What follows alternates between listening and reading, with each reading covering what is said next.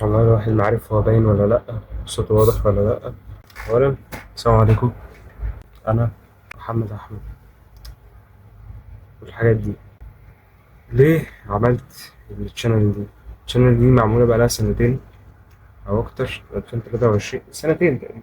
2023 تقريبا زي الفترة دي، حاجة كده يعني. كنت عاملها علشان أنزل فيها أغاني، كنت بغني، بعمل تراكات راب وبتاع و... وبس. وكنت عاملها من الموبايل لو كواليتي كده وبتاع، بس كانت كويسة يعني، كانت كويسة. وأنا بكتب أغاني يعني، ستيل بكتب أغاني. آخر أغنية كاتبها كانت قريب من شهر ونص ولا حاجة، بس أنا بطلت أكتب. المهم إيه، كانت الأغاني دي جايبة نوعا ما فيدباك في هنا في الشانل تقريبا. مش عارف 31 ولا 32 ولا 30 سبسكرايبر يعرفوني من الأغاني. في منهم مثلا بتاع 29 نسيوني أصلا، نسيوا إن هم عاملين سبسكرايب. فأنا مسحت كل الحاجات دي وقلت ايه، انا حسيت ان هي انا بتوتر وبتضغط وبتأثر نفسيا لما بسمع اغاني او لما بعمل اغاني. اعتقد يعني هو ده سبب ان هي حاجة حرام. ممكن تكون دي الحكمة، الله اعلم. بس انا حسيت كده بصراحة، حسيت ان انا اخر فترة لما بسمع اغاني او لما بكتب اغاني بدخل في مود وحش جدا. فانا قررت ان انا ابطل ده. لاحظت برضو مؤخرا ان انا ما بعرفش اعمل اي حاجة في حياتي عامة خالص، تقريبا غير ان انا بتكلم او اكتب. انا بكتب حلو جدا بالمناسبة. انا بكتب من وانا عندي 8 سنين. كنت بكتب شعر من وانا عندي 8 سنين في المدرسة. لغاية يعني قعدت فترة ابتدائي كلها مشهور بان انا بكتب شعر. كنت بكتب شعر كويس يعني، فصحى وعامية ومش عارف ايه نوعا ما يعني بالنسبة لسني. لغاية بقى ما وقفت فترة، بعدين كتبت كام حاجة راب كده في أيام إعدادي وبتاع وفي ثانوي. لحد من 3 سنين 2022 بدأت أكتب بقى أغاني بشكل متميز، يعني أكتب أغاني حلوة فعلا، أغاني تسمع، أغاني أنا شايفها في مستوى الناس البروفيشنال بيعملوها. انا شايف كده بصراحه، تقييمي ليه. وكمان انا ده مش تقييمي الشخصي بس، يعني انا لما كنت بسال اي حد، اسمع اي حد حاجه من الناس القريبه مني بيقولوا لي كويس. طيب الناس القريبه مني دي ممكن تكون بتجاملني، صحابي وبتاع واهلي وكده. بس لما نزلت على اليوتيوب الحاجات دي لاحظت جاي لي فيدباك من ناس كتير يعني، نوعا ما يعني كومنتات من ناس ما اعرفهاش بتقول لي جامد ومش عارف ايه واستمر والحاجات دي. وفي فتره جبت بتاع 7 شهور كده ما نزلتش حاجه، لقيت في 4 بيكتبوا لي على الشانل انت رحت فين. حسيت كده اللي هو لا انا جاي مني وبتاع. بس انا بقى قلت بلاش الكلام ده. فانا كده الحاجه الوحيده اللي انا بعرف اعملها ان انا اتكلم، فقلت اما استغل الشانل دي بما ان انا ما بعرفش اعمل غير كده، في ان انا اتكلم، ما يمكن ده يجيب معايا ولا حاجه. خصوصا ان انا برضو انا في مرحله انتقاليه كده، توهان وكرنج وبتاع. حاسس ان كل حاجه صعبه وكل حاجه، انا متاخر في كل حاجه تقريبا. على المستوى الدراسي أنا ماشي وحش في الكلية. على مستوى العمل وكده أنا ضيعت وقت على أساس إن أنا ألتزم في الدراسة، بس يعني في شوية تخبطات كده حصلت. جربت النهاردة إن أنا أتعلم جرافيكس، فتحت اللي هو فوتوشوب ده، لقيته بيقول لي النسخة دي قدامك مهلة 5 أيام علشان خاطر تجيب النسخة الجديدة وأنا مسح لك دي ومش عارف إيه. رحت مسحت الأبلكيشن وقلت فاكس. بعدها جربت أعمل مونتاج، صورت فيديو عبيط كده زي اللي انا بعمله دلوقتي ده بس كان متخلف شويه، وعملت مونتاج ليه. جربت اعمل مونتاج ليه، لقيت اللابتوب بشع، اللابتوب الميت ده بشع جدا وتقيل. فكست. فصل اصلا مش فصل، قفل الابلكيشن، باظ وانا شغال عليه. فكست.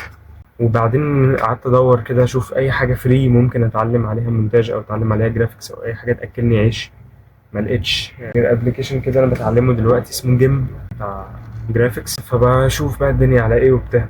بس انا عامل الشانل دي عشان ما اتجننش منها، بدل ما انا قاعد ما بعملش حاجه.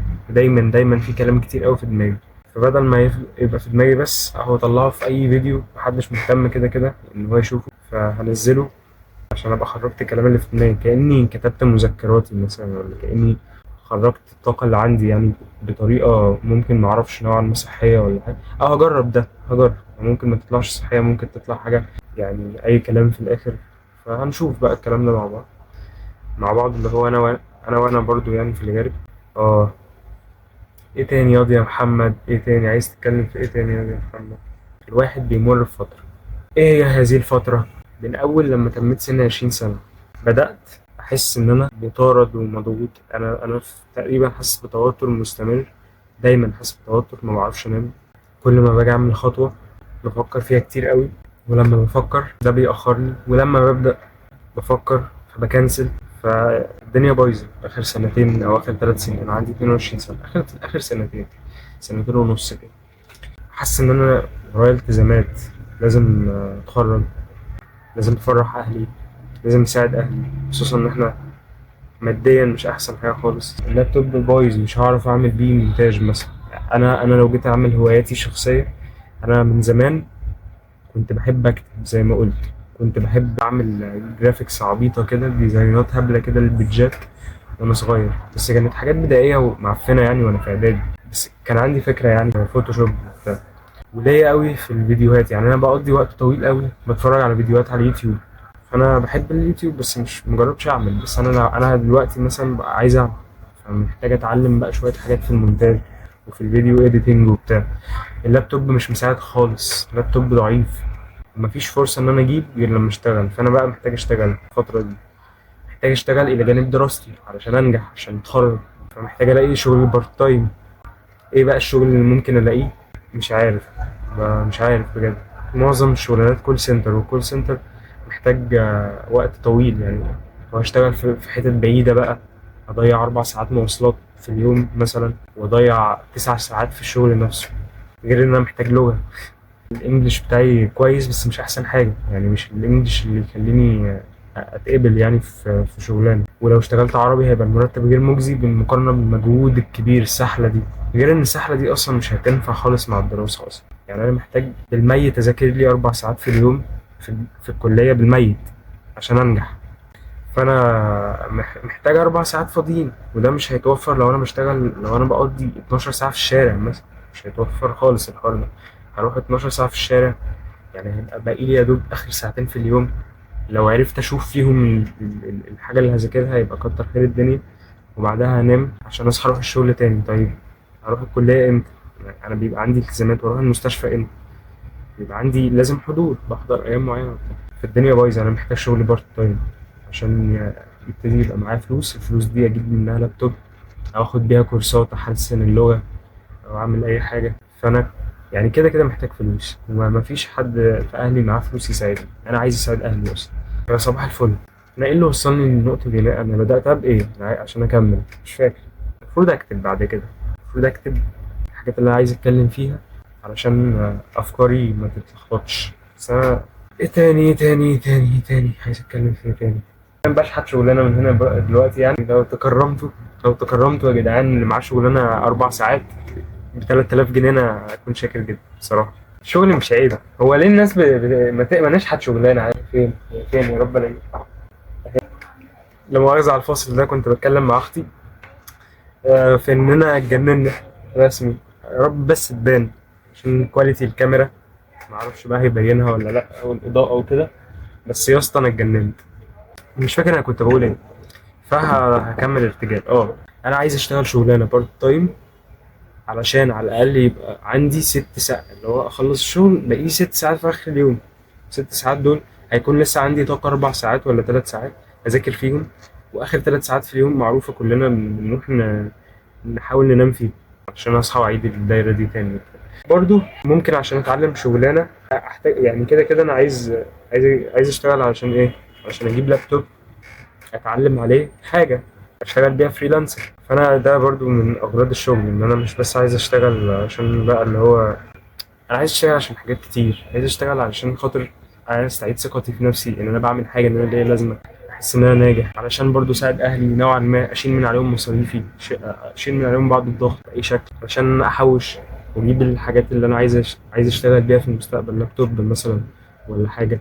ولا لو كملت في اليوتيوب اجيب بقى حاجات كاميرا بقى ومايك والحاجات اللي هي دي، وحاجات بتاعت إضاءة، بدل ما أنا أبقى منور بالتابلت بتاع المدرسة حاطط عليه مناديل عشان ما تعميش.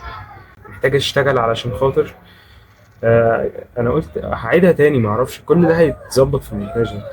آه محتاج أشتغل علشان أجيب لابتوب أشتغل من عليه فريلانس. قلتها افتكرت. ومحتاج. انا بقيت عامل زي عم احمد نور الدين، عمال اكرر الكلام. ما علينا. محتاج اشتغل عشان اكون نفسي بقى، اللي هو خلاص بقى عندي شقه واروح اتجوز